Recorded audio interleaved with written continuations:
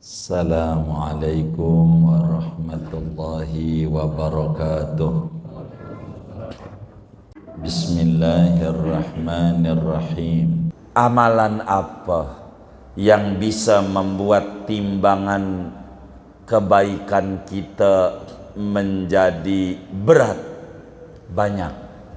Dan ini solusi namanya bagi orang-orang yang hidup di akhir zaman. Yang pertama, banyakin baca la ilaha illallah. Kalau kita banyak baca la ilaha illallah, setidak-tidaknya 300 kali sehari semalam, meski dikredit, emang mukanya demen kredit. Habis dohor 60, asar 60, maghrib, isya, subuh 6 kali 5, kan 300 ya, 60 tuh 300. Baca la ilaha illallah, la ilaha illallah. Ini memberatkan timbangan amal kalau orang baca la ilaha illallah. Dulu Nabi Musa minta amalan nama Allah khusus, dikasihlah amalannya la ilaha illallah. Kata Nabi Musa, protes sama Allah, ini si umum, yang khusus. Kata Allah, andai la ilaha illallah ditaruh dalam satu timbangan, akan memenuhi dan memberatkan daripada timbangan-timbangan amal yang ada. Kedua, kita baca subhanallah wa bihamdihi subhanallahil azim. Ini amalan memberatkan timbangan. Ada di Ratibul Haddad, itu amalan memberatkan timbangan. Di ujung Sahih Bukhari, kitab Sahih Bukhari kurang lebih hampir 10.000 hadisnya. Paling terakhir Imam Bukhari menyampaikan hadis, qala Rasulullah sallallahu alaihi wasallam, kata Nabi, apa itu? Allahumma salli ala sayyidina Muhammad.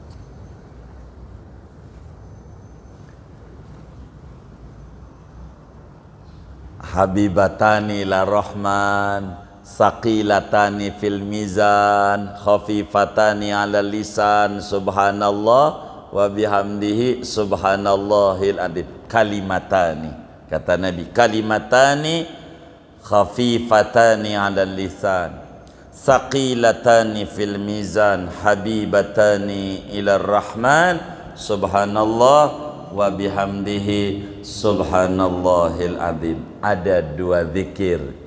Ini zikir ringan di lidah, tapi memberatkan di timbangan amalan kebaikan. Bakal berat dan didemenin sama Allah bila kita banyak membaca subhanallah wa bihamdihi subhanallahil azim. Maka wiridan di Ratib Haddad, la ilaha illallah wahdahu la syarikalah, lahul mulku wa lahul hamdu yuhyi wa yumiitu wa ala kulli syai'in qadir, memberatkan timbangan amal. Biar kata 3 kali dia baca subhanallah bihamdihi subhanallah walhamdulillah wa la ilaha illallah wallahu akbar, memberatkan timbangan amal. Subhanallah bihamdihi subhanallah memberatkan timbangan amal. Salawat memberatkan timbangan amal, bikin berat. Mana lagi jadi la ilaha illallah subhanallah bihamdi subhanallazim, itu memberatkan timbangan amal. Salawat yang dibaca memberatkan timbangan amal. Mana lagi? Tasbihnya Siti Fatimah yang Nabi pesen, jangan sampai tinggal tasbih Fatimah. Dan ini sebetulnya kalau istiqomah dibaca mendatangkan kesuburan, keberlimpahan kesehatan, sehat batin, sehat zahir, sehat finansialnya. Itu tasbihnya, namanya tasbih As-Siddiqiyatul Kubra, tasbihnya Sayyidah Fatimah Zahra. Mana tuh yang biasa dibaca subhanallah 33, alhamdulillah 33, Allahu akbar 33 ditambah Allah berkabir atau 34. Ini 100 ini memberatkan timbangan amal bila tidak pernah kita tinggal membacanya. Mana lagi di antara amalan yang memberatkan pada timbangan amal? Akhlak baik. Kata Nabi, ma min syai'in asqalu fil mizan min husnil khuluq. Tidak ada sesuatu yang memberatkan timbangan amal kebajikan melainkan memiliki akhlak yang baik. Kalau kita memiliki akhlak yang baik, maka akan memberatkan timbangan amal kelak di akhirat. Dan ngeri saudara, kita nggak paham apakah termasuk kita orang yang berat amal kebajikannya, apakah kita termasuk orang yang ringan amal kebajikannya. Wallahu a'lam. Dan ini yang harus dipikirin sama kita, sehingga kita termasuk orang yang sukses dan selamat kelak di akhirat. Sebab orang yang cerdas adalah aksaruhum dzikran lil maut wa aksaruhum isti'dadan lima ba'dal maut. Orang yang cerdik pandai, cerdas adalah orang yang sadar bakal ngalamin mati dan banyak mempersiapkan diri untuk kehidupan pasca kematian dengan mengerjakan amal-amal kebajikan. Di antara akhlak yang baik, kalau kita pengen amal kebajikannya banyak, kita haruslah mahabbah kepada orang soleh, dan itu amat sangat menyelamatkan. Ini penting. Jadi kembali kita simpulin ngaji malam hari ini. Pertama, kita wajib yakin, seyakin-yakinnya bahwa yang namanya timbangan amal itu benar adanya. Iman kita akan rusak bila mana kita tidak yakin adanya timbangan amal. Sebab dalilnya lengkap dalam Al-Quran, hadis, dan ijma' para ulama.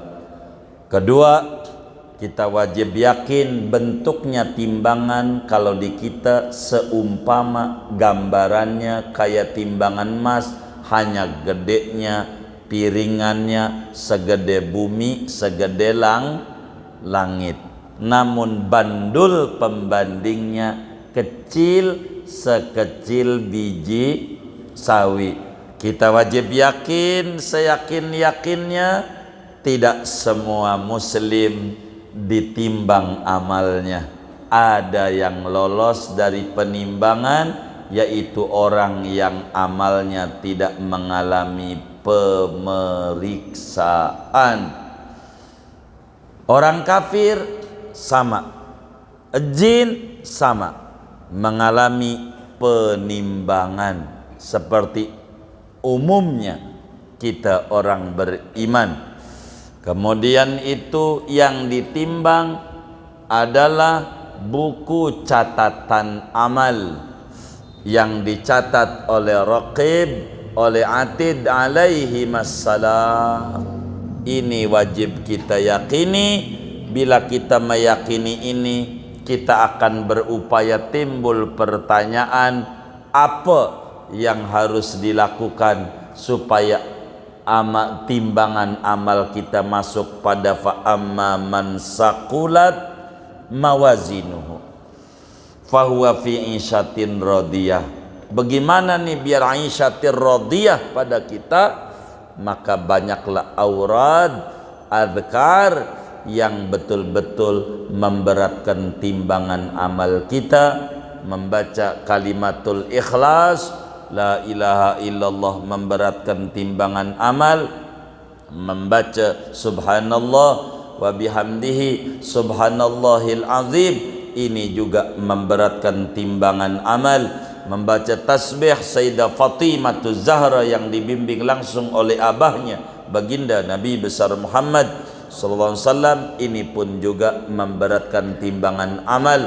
Baca salawat ini juga bakalan memberatkan timbangan amal.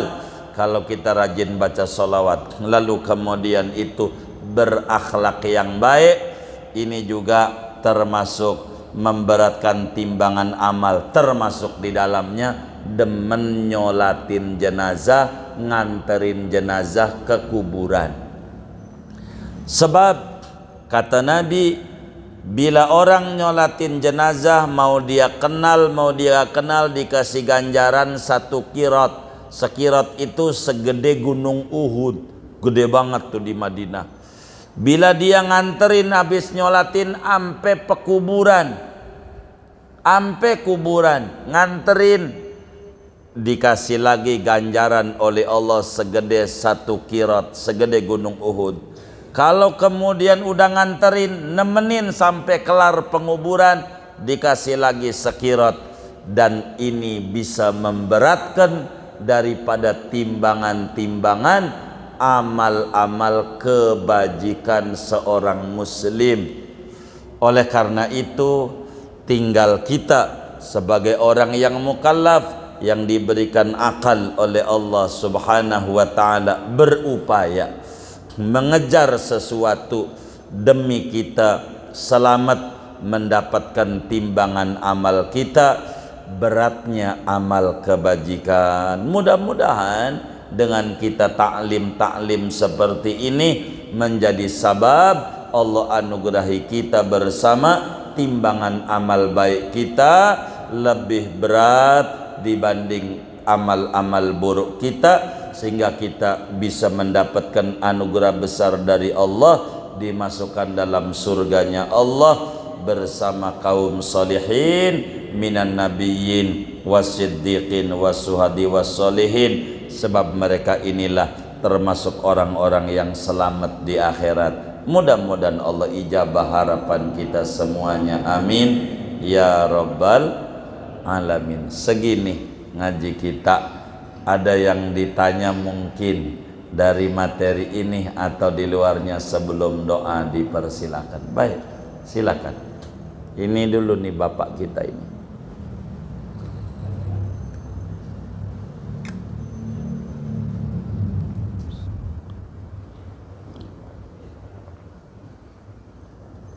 Assalamualaikum warahmatullahi wabarakatuh. Waalaikumsalam. Tuan Guru, 2 pertanyaan.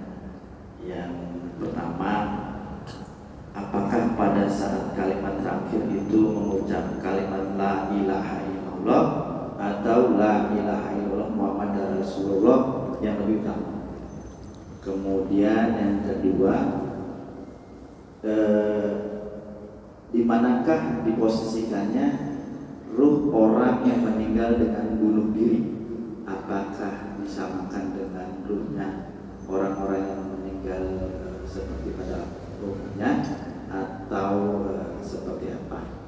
Yang umumnya bagaimana? Yang umumnya ya, kalau bisa orang mukmin di mana, kalau orang yang kafir di mana gitu maksudnya. Yang kalau yang bunuh diri ruhnya kan ada yang bilang antara bumi dan langit, maksudnya masih ada di masih penasaran atau apa gitu ya, itu kan yang kita tidak mengetahui secara detail dari syariat, khususnya saya ya. Iya, kurang lebih itu Guru, 2 pertanyaan itu. Iya. Bagaimana ketika sakaratul maut itu bagusnya membimbing pakai la ilaha illallah doang, apakah la ilaha illallah Muhammadur Rasulullah? Al-Imam Zainuddin Al-Malibari di dalam Fathul Main pada berbicara tentang fiqih janazah menjelaskan hadis yang ada dalam Sahih Muslim. Kata Nabi, man kana akhiru kalamihi la ilaha illallah dakhalal jannah ay ma'as sabiqin. Siapa orang yang terakhir ucapannya adalah la ilaha illallah, maka dia kelak masuk surga bersama orang duluan masuk surganya. Maka kata para ulama termasuk Syekh Zainuddin Al-Malibari dalam Fathul Mu'in, maka kalimat yang bagus adalah la ilaha illallah saja, tanpa perlu membimbingnya dengan Muhammad Rasulullah.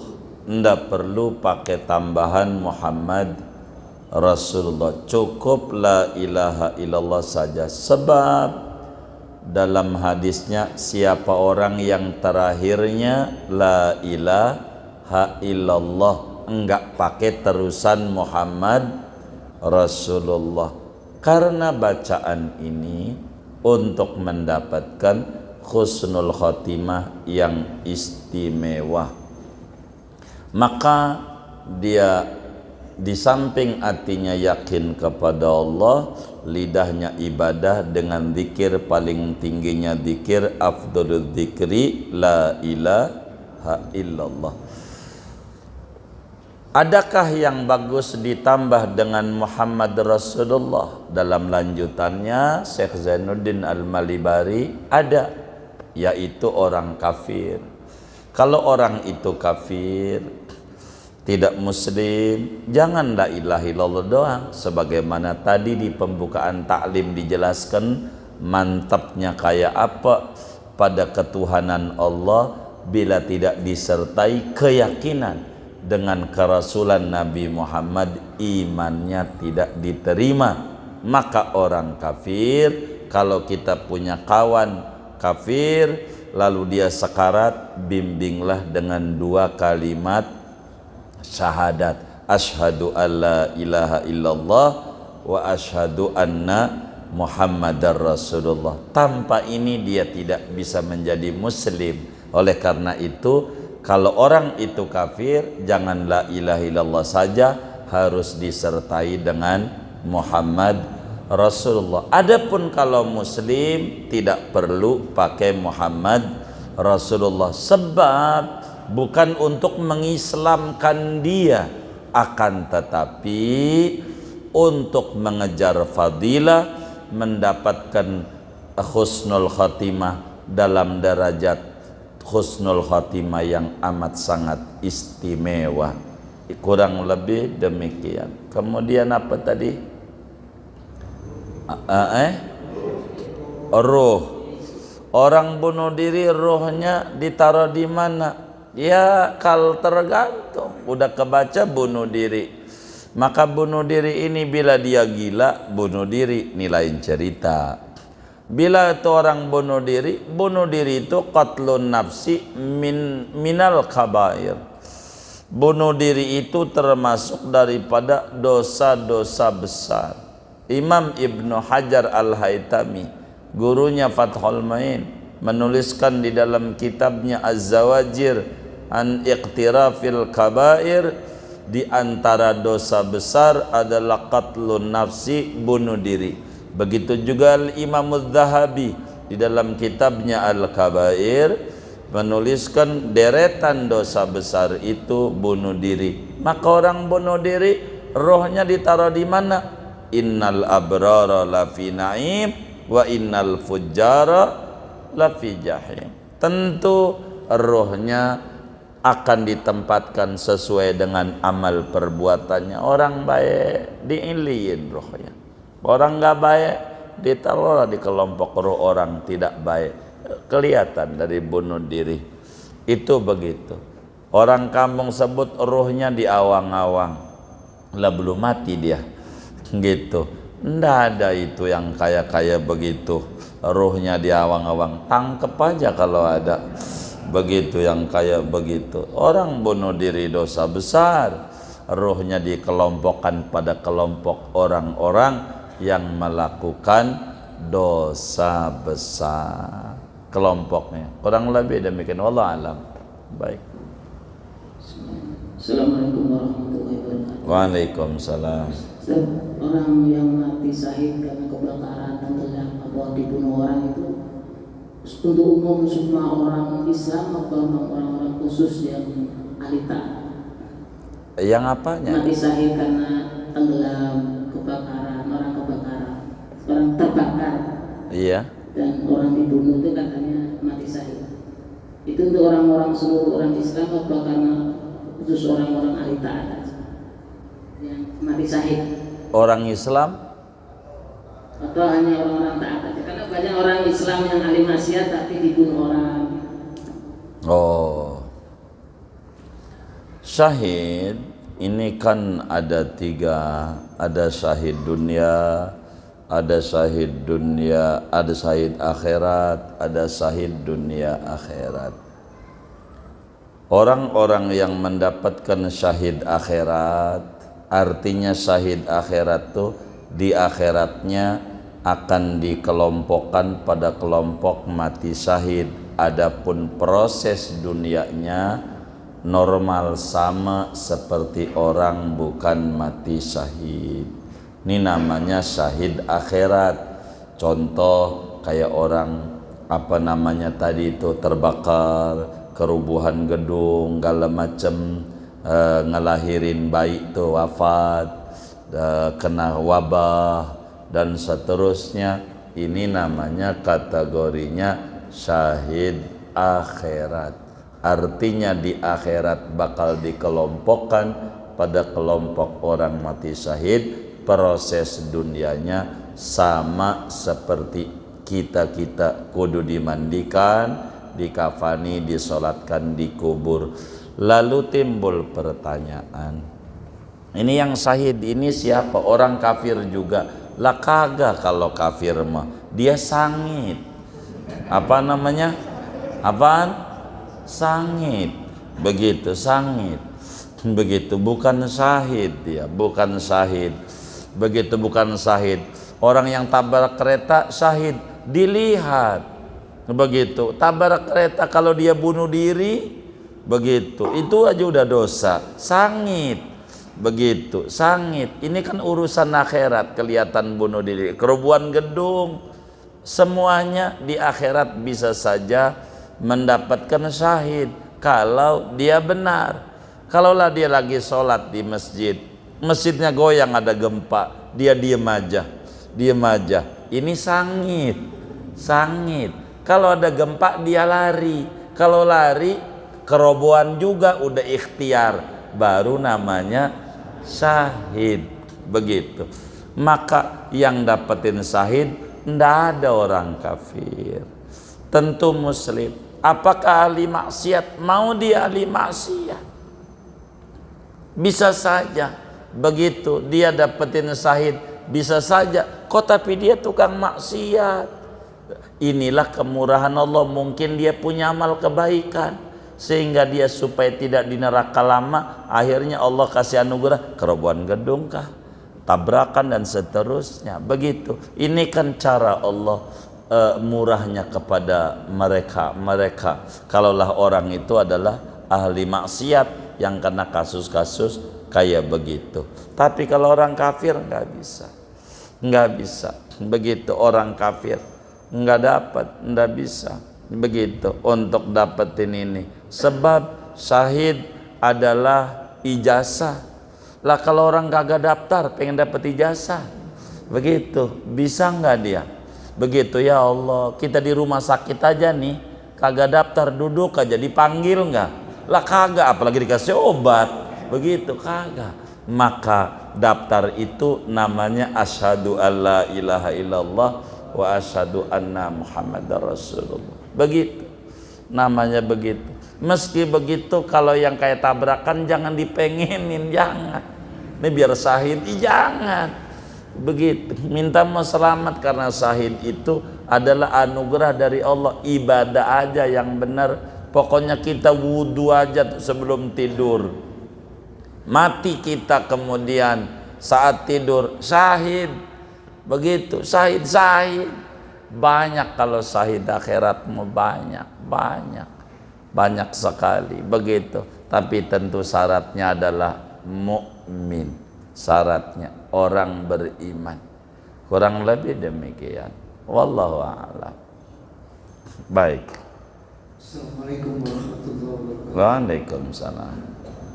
Tentang ruh, ada pendapat mengatakan apabila seorang anak Adam meninggal dunia, ruhnya itu dibawa oleh para malaikat dan disimpan di suatu tempat yang dindingnya itu tidak dapat ditembus dengan ilmu apapun pada manusia.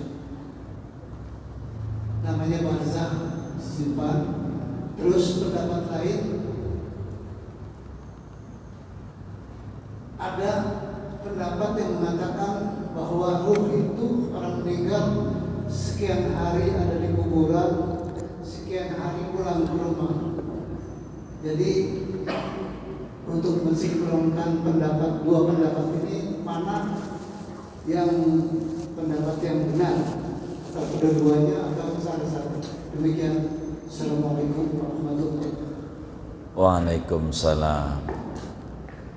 Barzakh adalah dinding penghalang antara dunia dan akhirat. Orang kalau dia meninggal dunia, maka posisi dia namanya di alam barzakh. Orangnya, posisi dia namanya posisi di barzakh. Dunia bukan, akhirat belum. Bila kita mengikut kepada pendapat bangkitnya dari kubur, itulah permulaan akhirat. Sehingga alam kubur bahasa lainnya alam barzakh. Apa tuh barzakh? Dinding penghalang yang gak bisa ditembus dari dunia, gak bisa ditembus di akhirat. Ini beda alam. Maksudnya begitu. Ini posisi orang kalau sudah mati, nama posisinya namanya di alam barzakh. Ruhnya bagaimana? Ruhnya, maka ruhnya orang itu sebagaimana dijelaskan juga oleh Al-Imam Abdul Laith As-Samarqandi di dalam Tanbihul Ghafilin. Saat orang itu wafat, kata Rasulullah sallallahu alaihi wasallam, maka didatanginlah oleh malaikat. Malaikat datang. Tergantung orangnya. Kalau dia orang baik, disiapkan kain kafan dari surga untuk membungkus ruhnya. Dicabutnya dia dengan cabutan yang amat sangat lembut seperti rambut yang ada pada adonan tepung. Ini ada adonan tepung bikin pisang molen, ada rambutnya, dicabut rambut, itu adonannya goyang enggak? Enggak. Inilah orang baik. Dicabutnya nyawanya enggak berasa dia, maka matinya senyum. Ada yang matinya itu menangis, terharu melihat surga karena enggak berasa dia dicabut. Maka dibungkuslah itu ruh oleh malaikat. Ruh dibawalah ruh itu ke langit, dibawa keliling, keluarganya pada nangis keliling, disambutlah, ya ayyatuhan nafsul mutmainnah irja'i ila rabbika radiyatan mardiyah. Amal langit disambut, disolatin, dimandiin, disolatin, dihantar ke kuburan, dibawa ke alam kubur. Ketika di alam bawah kubur, ini ruh habis keliling-keliling ke langit, dibawa lagi ke alam kubur untuk disoal oleh malaikat namanya Mungkar Nakir. Dan ngomongin soal nanti terusannya masih ngomongin timbangan, jadi biar saya nggak panjang. Bilalah orang itu adalah orang jahat, kata Nabi, maka dicabut ruhnya itu. Kayalah yang namanya itu besi yang ada di kulit kambing yang busuk. Kulit kambing kalau busuk melar. Kalau ada sujen itu besi nempel di tariknya lengket, ngikut. lama dia wafatnya, bisa di ICU 3 bulan 4 bulan, sakaratnya lama, ditariknya dan disiapkan daripada kain kafan dari neraka yang kasar dan gatal, dibawalah naik ke langit, ditolak oleh langit, ditolak, jangan ini, mau ngapain bau busuk kemari kayak begini, bawa keliling-keliling oleh malaikat, sampailah pada akhirnya si mayit dibawa jasadnya ke alam kubur, dikubur, dibalikin lagi tuh ruh untuk disoal oleh malaikat mungkar nakir. Jadi kalau ngomongin barzakh, itu yang namanya barzakh adalah alam, bukan tentang ruh, tapi posisi orang sesudah wafat namanya disebut barzakh. Ruhnya tergantung. Kalaulah dia ruh orang baik, amaliannya luar biasa di dunianya, maka ruh ini mutasarrifah. Apa itu mutasarrifah? Bisa keliling-keliling kemana-mana. Seperti orang-orang soleh, di sini dia ketemu wali Syekh Abdul Qadir Jilani, di sini ketemu, sebab rohnya namanya mutasarrifah. Rasulullah sallallahu alaihi wasallam dalam hadis yang sahih, saat Isra kata Nabi, ra'aitu Musa lailata usriya bi qa'iman yusalli fi qabri. Pada waktu saya Isra, saya lihat itu Nabi Musa lagi sholat di kuburnya. Maknanya ruhnya ada di kubur, ruhnya lagi sholat Nabi Musa waktu Nabi jalan dari Mekah ke Palestina. Namun saat Nabi naik ke langit, di langit ke-6 ketemu lagi sama Nabi Musa. Dan Nabi Musa dialog nanya apa yang diwajibkan. Di langit ketemu lagi. Emang begitu kalau orang-orang soleh itu arwahnya mutasarrifah. Adapun kalau orang itu orang biasa, rohnya namanya mahbusah, ketahan, ditahan, laksana dikurungin kayak burung pada kandang, ndak bisa kemana-mana dia. Rohnya tidak mutasarrifah, namanya roh mahbusah. Hal ini dijelaskan panjang oleh Imam Ibnul Qayyim Al-Jauziyah di dalam kitabnya Ar-Ruh dengan amat sangat detail berbicara tentang posisi roh ini.